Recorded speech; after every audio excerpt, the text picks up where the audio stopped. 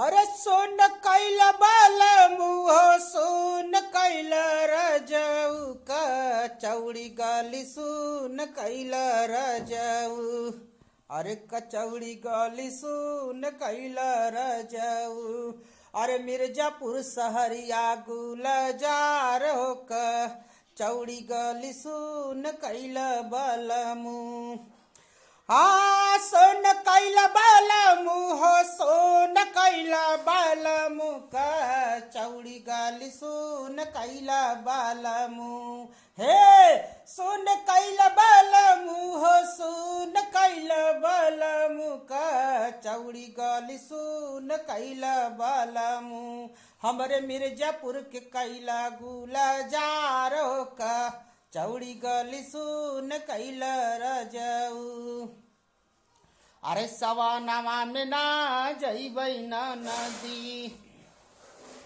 हे ना जइबै ना नदी हो ना जइबै ना नदी। सवानवा में ना जइबै ना नदी।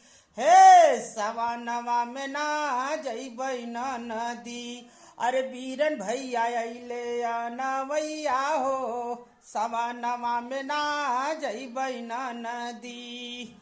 अरे सोनवा के थाली में जेवना परोसली सोनवा के थाली में जेवना परोसली। अरे बीरन भैया खाई चाहे जाई हो सवानवा में ना जइबै ना नदी। अरे बीरन भैया खाई चाहे जाई हो सवानवा में ना जइबै ना नदी।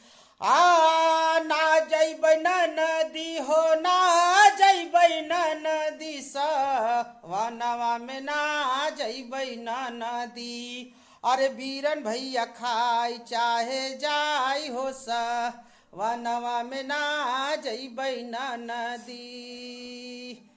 सोनवा के थाली में जेवना परोसली सोनवा के थाली में जेवना परोसली सवानवा में ना जइबै ना नदी। अरे बीरन भैया खाई चाहे जाई हो सवानवा में ना जइबै ना नदी। प्लीज सभी मेरे मित्र भाई बहन बंधु से सबसे निवेदन है कि कृति बे म्यूजिक प्रोडक्शन को जितना वीडियो जाए लाइक कीजिए, शेयर कीजिए, कमेंट कीजिए और चैनल को सब्सक्राइब कीजिए ताकि नया नया वीडियो आप लोग के बीच पहुंचता रहे और आप लोग ऐसे ही गीत का आनंद उठाते रहिए।